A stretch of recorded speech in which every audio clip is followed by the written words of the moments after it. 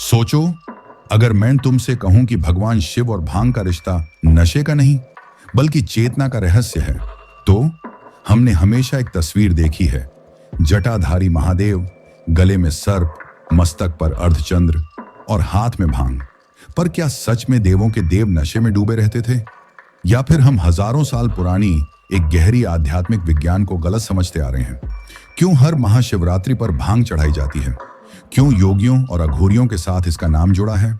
और सबसे बड़ा सवाल, क्या भांग शिव की शक्ति थी या इंसानों की कमजोरी? कुछ लोग कहते हैं यह तप की अग्नि को शांत करने का साधन था।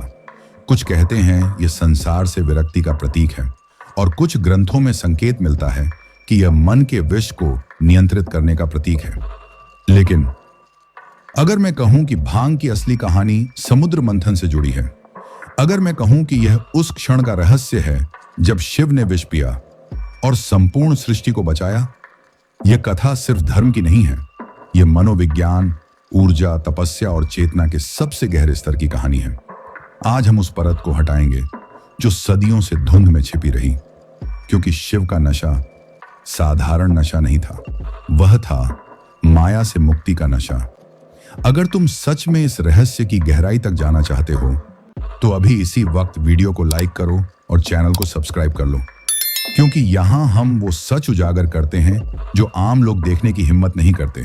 अगर तुम सच जानने का साहस रखते हो तो अंत तक बने रहो, क्योंकि जो आगे आने वाला है वह तुम्हारी शिव की छवि हमेशा के लिए बदल देगा।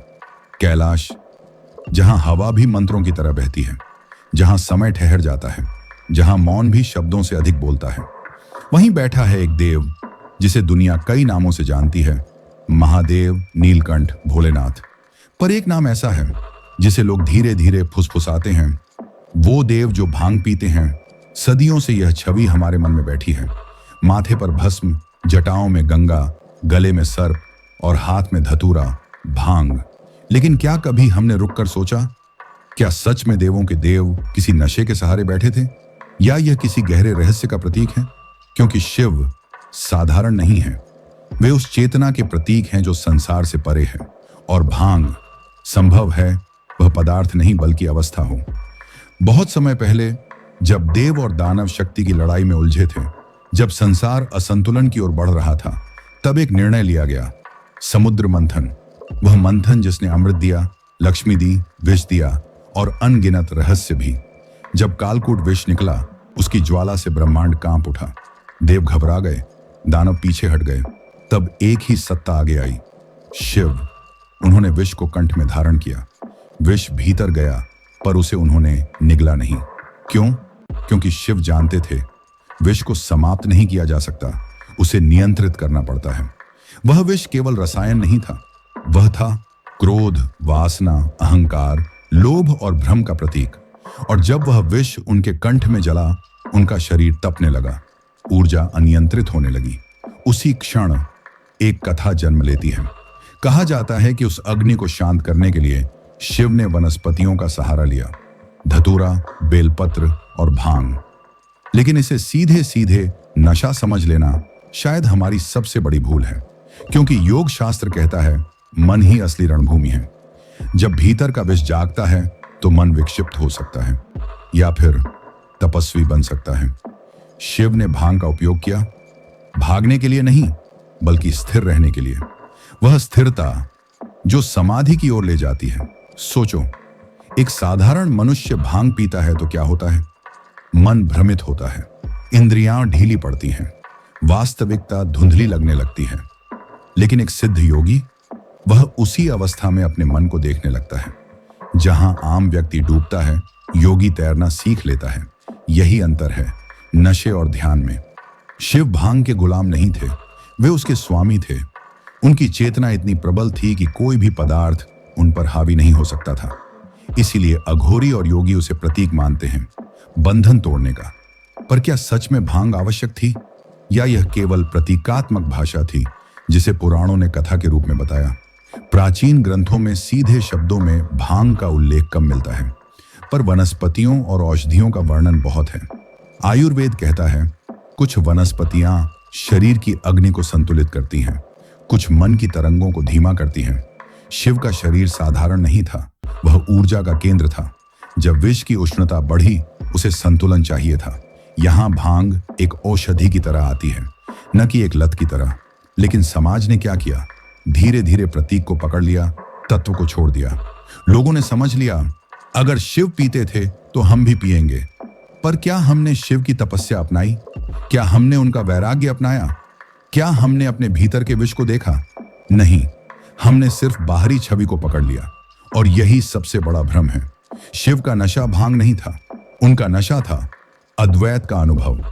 जब तुम स्वयं को शरीर नहीं, मन नहीं, बल्कि शुद्ध चेतना मानते हो, वह अवस्था ही असली नशा है। भांग केवल एक संकेत हो सकती है उस अवस्था की ओर, पर बिना साधना के वह सिर्फ पदार्थ है। कैलाश पर बैठे शिव जब आंखें मूंदते हैं तो भीतर अनंत आकाश खुलता है। वह आकाश जहां विचार रुक जाते हैं, जहां अहंकार घुल जाता है, वह है असली उच्च अवस्था। आज का मनुष्य उस ऊंचाई को पदार्थ में खोजता है, शिव उसे भीतर खोजते थे। कभी हिमालय की गहराई में जाओ, जहां बर्फ सिर्फ ठंडक नहीं देती बल्कि भीतर की आवाज को साफ कर देती है। वहां साधु बैठते हैं, घंटों, दिनों, महीनों, कभी कभी वर्षों तक मौन। उनके पास न सिंहासन है, न महल, न संसार की सुविधाएं। फिर भी उनके चेहरे पर एक अजीब सी तृप्ति होती है। क्यों? क्योंकि उन्होंने एक रहस्य जान लिया है, मन को जीतने का। और यहीं से शिव और भांग का अगला आयाम खुलता है। कई लोग मानते हैं कि शिव का भांग से संबंध उन्हें अलग या असामान्य दिखाने के लिए जोड़ा गया, पर असल में शिव का पूरा स्वरूप ही परंपराओं को तोड़ने वाला है। वे श्मशान में रहते हैं, भस्म धारण करते हैं, सर्पों को आभूषण बनाते हैं। वह हर उस चीज को अपनाते हैं जिससे सामान्य मनुष्य डरता है। तो क्या भांग भी उसी डर का प्रतीक है? समाज जिन चीजों को निषिद्ध मानता है, शिव उन्हें अस्वीकार नहीं करते, वे उन्हें साध लेते हैं। यही है अंतर त्याग और साधना में। योग की परंपरा में मन को 3 अवस्थाओं में बांटा गया है, जागृत, स्वप्न और सुषुप्ति। पर एक चौथी अवस्था भी है, तुरीय, जहां न विचार है, न पहचान, न समय। कुछ साधक कहते हैं कि कुछ औषधियां मन की गति को धीमा कर देती हैं, जिससे साधना की राह आसान हो जाती है। लेकिन अगर मन पहले से अशांत हो तो वही औषधि उसे और अस्थिर कर सकती है। इसलिए शिव का नाम यहां महत्वपूर्ण हो जाता है, क्योंकि शिव मन से परे हैं, वे मन के मालिक हैं। सोचो, अगर कोई साधारण व्यक्ति भांग लेता है तो उसका मन बहक सकता है, पर अगर कोई योगी उसे सीमित मात्रा में पूर्ण जागरूकता के साथ ले तो वह उसे एक उपकरण की तरह इस्तेमाल कर सकता है। यहां भांग नशा नहीं, एक द्वार बन सकती है, पर यह द्वार हर किसी के लिए नहीं है। अघोरियों की परंपरा में एक वाक्य कहा जाता है, जो चीज तुम्हें बांधती है उसी को साधो। अगर कोई वस्तु तुम्हें कमजोर करती है तो उससे भागो मत, उसे समझो, उसे नियंत्रित करो। शिव इसी सिद्धांत का सर्वोच्च उदाहरण है। उन्होंने विष पिया, पर विष ने उन्हें नहीं पिया। अगर भांग का उल्लेख आता है तो वह भी उसी संदर्भ में है।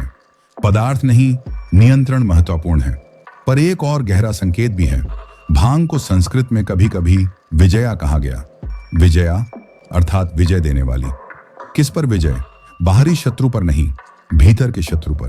काम, क्रोध, लोभ, मोह, मद और मत्सर, यही असली दानव हैं। जब शिव को भांग से जोड़ा गया तो शायद यह संकेत था, वह भीतर के दानवों पर विजय की अवस्था है। पर हमने उसे सिर्फ एक पेय समझ लिया। एक और रहस्य देखो, महाशिवरात्रि की रात लोग जागते हैं, जप करते हैं, उपवास रखते हैं और कुछ स्थानों पर भांग भी चढ़ाई जाती है। रात क्यों? क्योंकि अंधकार मन का प्रतीक है। जब तुम पूरी रात जागते हो तो तुम अपने भीतर के अंधकार से गुजरते हो। यह जागरण ही असली साधना है। भांग यहां एक प्रतीक हो सकती है उस अवस्था की जहां मन की दीवारें ढीली पड़ती हैं, पर अगर जागरण न हो तो वह केवल शरीर पर प्रभाव डालती है। अब एक सवाल उठता है, अगर भांग इतनी आध्यात्मिक थी तो शास्त्रों में उसका विस्तार से वर्णन क्यों नहीं है? क्योंकि प्राचीन ग्रंथ प्रत्यक्ष नहीं, संकेतों में बात करते हैं। शिव का पूरा जीवन प्रतीकों से भरा है। गंगा, ज्ञान की धारा; चंद्र, मन की शीतलता; सर्प, कुंडलिनी ऊर्जा; भस्म, नश्वरता का बोध। तो क्या भांग भी किसी ऊर्जा अवस्था का संकेत है? संभव है। कुछ तांत्रिक मतों में चेतना को मदमस्त कहा गया है। मदमस्त जो भीतर के आनंद में डूबी हो। यह नशा नहीं, आनंद की पराकाष्ठा है। शिव उस आनंद के प्रतीक हैं। लेकिन समस्या तब शुरू होती है जब प्रतीक को बिना समझे अनुकरण किया जाता है। आज कई लोग कहते हैं शिव भक्त हैं इसलिए भांग पीते हैं, पर क्या उन्होंने कभी ध्यान की एक घड़ी भी बिताई? क्या उन्होंने अपने भीतर के विष को देखा? शिव की भक्ति उनकी तरह बनने की साधना है, न कि उनकी बाहरी छवि की नकल। और शायद यहीं इस कथा की दूसरी परत खुलती है।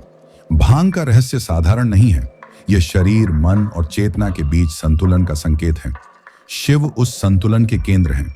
वे न अति में हैं, न अभाव में। वे मध्य में हैं, समत्व में।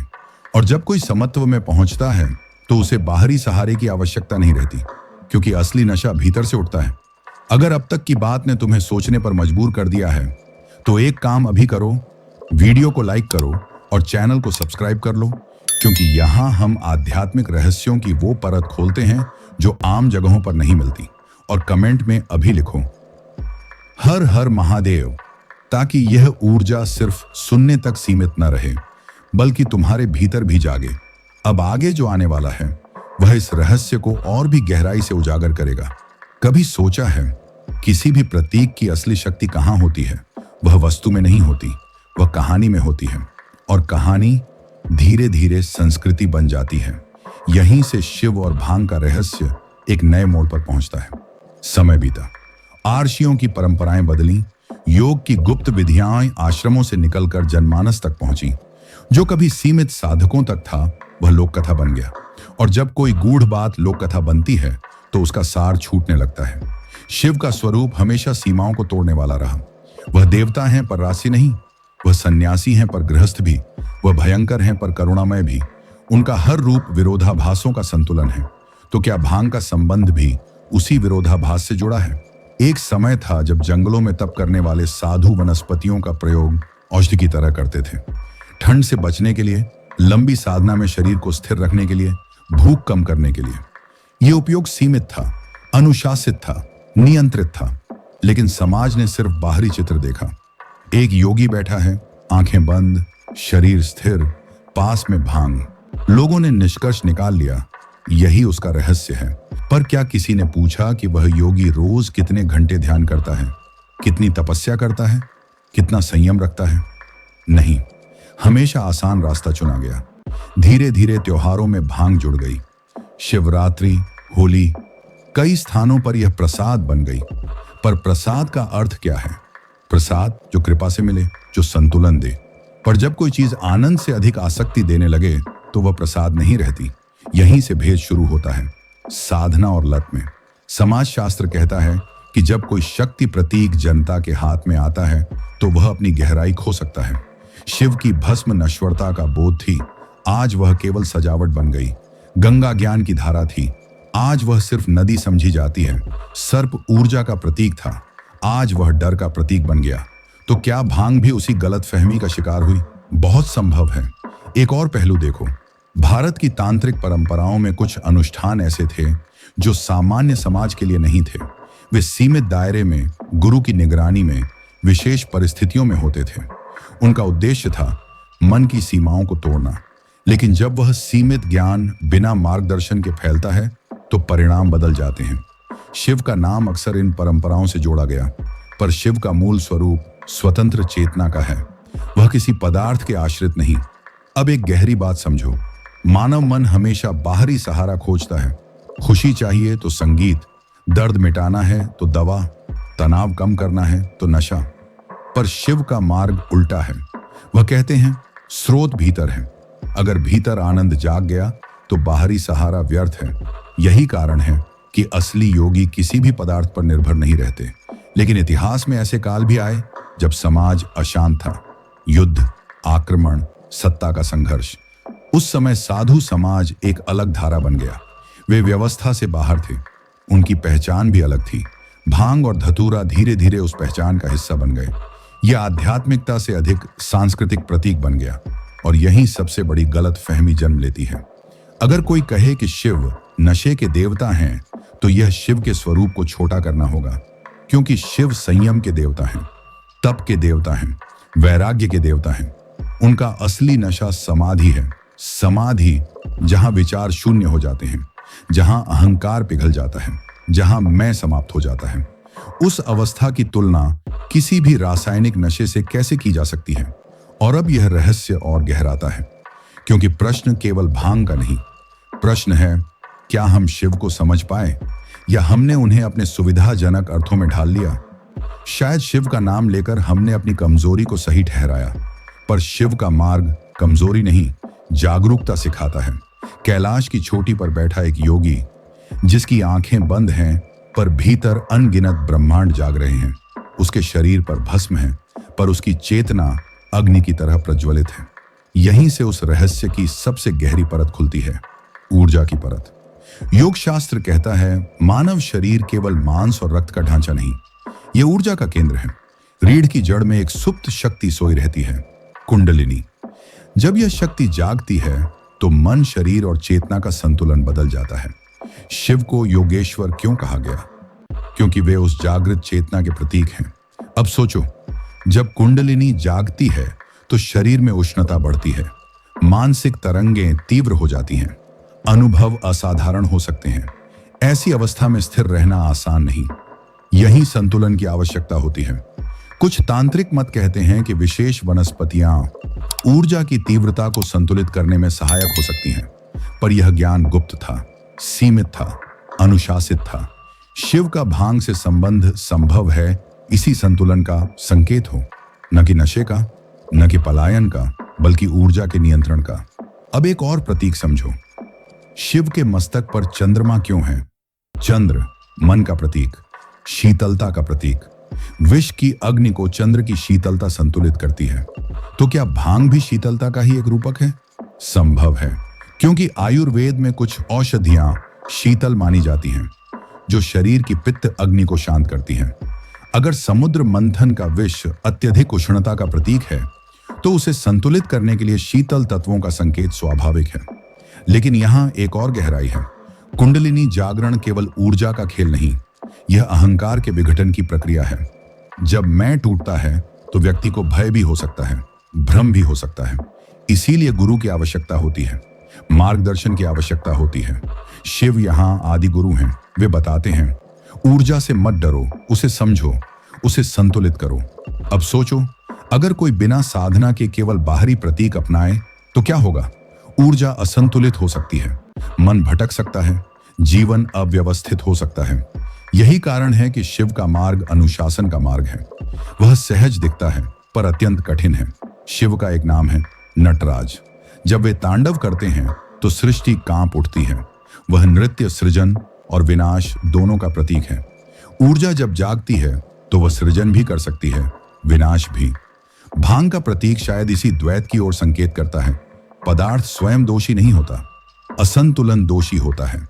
और अब सबसे महत्वपूर्ण प्रश्न, क्या शिव ने कभी कहा कि उनके भक्त भी भांग लें?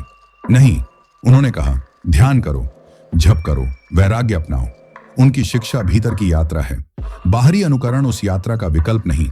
आज का मनुष्य त्वरित अनुभव चाहता है, ध्यान में वर्षों लगते हैं, संयम कठिन है, इसलिए वह शॉर्टकट खोजता है। पर शिव का मार्ग शॉर्टकट का नहीं, वह गहराई का मार्ग है। वह भीतर उतरने का साहस मांगता है। और शायद यही इस कथा की सबसे बड़ी सच्चाई है। भांग का रहस्य कोई जादुई फार्मूला नहीं, कोई छुपा हुआ टोटका नहीं।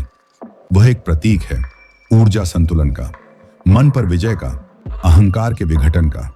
शिव उस अंतिम अवस्था के प्रतीक हैं जहां चेतना स्वयं में मग्न हो जाती है। वह अवस्था इतनी गहरी होती है कि बाहरी नशे फीके पड़ जाते हैं। अब जरा आज के समय में खड़े होकर देखो, भीड़ है, शोर है, तनाव है, दौड़ है। हर इंसान किसी ना किसी नशे में है। किसी को पैसा चाहिए, किसी को प्रसिद्ध, किसी को मान सम्मान, किसी को पल भर की राहत। हम सोचते हैं नशा केवल पदार्थ का होता है, पर सच यह है, अहंकार भी नशा है, क्रोध भी नशा है, लालच भी नशा है। और इन्हीं नशों से भरा हुआ मन धीरे धीरे भीतर से टूटता जाता है। यही शिव का रहस्य सबसे प्रासंगिक हो जाता है। शिव को महाकाल कहा गया, समय से परे, माया से परे, बंधन से परे। उनका असली संदेश यह था, स्वतंत्र हो जाओ। पर स्वतंत्रता का अर्थ अनुशासनहीनता नहीं, स्वतंत्रता का अर्थ है मन का स्वामी बन जाना। अगर कोई वस्तु तुम्हें नियंत्रित करे तो तुम दास हो, अगर तुम उसे नियंत्रित करो तो तुम स्वामी हो। यही अंतर है। शिव की भक्ति बाहरी रूप की नकल नहीं है, वह भीतर के विष को पहचानने की प्रक्रिया है। जब तुम्हारे भीतर क्रोध उठता है, वह तुम्हारा कालकूट है। जब तुम्हारे भीतर ईर्ष्या उठती है, वह तुम्हारा विष है। जब तुम्हारा अहंकार तुम्हें अंधा कर देता है, वह तुम्हारा जहर है। शिव ने विष को निगला नहीं, उसे कंठ में रोका। यह प्रतीक है भावनाओं को दबाना नहीं, उन्हें समझकर नियंत्रित करना। अब सोचो, अगर भांग का उल्लेख कहीं है भी तो वह उसी संतुलन का प्रतीक है। वह यह नहीं सिखाती कि भागो, वह यह सिखाती है स्थिर रहो। पर स्थिरता पदार्थ से नहीं आती, साधना से आती है। आज विज्ञान भी कहता है कि ध्यान से मस्तिष्क की संरचना बदलती है, तनाव घटता है, चेतना स्पष्ट होती है। शिव का मार्ग हजारों वर्ष पहले उसी विज्ञान की ओर संकेत कर रहा था। उन्होंने कहा, आंखें बंद करो, भीतर जाओ, स्वयं को देखो। जब भीतर आनंद जागता है तो बाहरी सहारे स्वतः गिर जाते हैं। इसलिए अगर कोई कहे कि शिव केवल भांग के देवता हैं, तो वह शिव का अपमान है। शिव चेतना के देवता हैं, तप के देवता हैं, संयम के देवता हैं। उनकी मदमस्त अवस्था अहंकार के टूटने की अवस्था है। वह नशा जो ध्यान से आता है, वह किसी भी पदार्थ से गहरा है। और अब अंतिम सत्य, शिव का पूरा जीवन सीख है, अति से बचो, संतुलन में रहो, भीतर जागो। अगर किसी प्रतीक को समझना है तो उसके मूल में जाओ। बाहरी अनुकरण केवल भ्रम देगा, भीतर की यात्रा मुक्ति देगी। तो असली रहस्य क्या है? भांग नहीं, नशा नहीं, परंपरा नहीं, असली रहस्य है चेतना की ऊंचाई। जब मन शांत हो जाए, जब अहंकार पिघल जाए, जब भीतर आनंद स्वयं उठने लगे, वही है शिव की अवस्था और वही है सबसे बड़ा विजय। अब सवाल तुमसे है, क्या तुम केवल कहानी सुनकर आगे बढ़ जाओगे या अपने भीतर झांकने का साहस करोगे? शिव बाहर नहीं बैठे, वह प्रतीक हैं तुम्हारी ही सर्वोच्च संभावना के।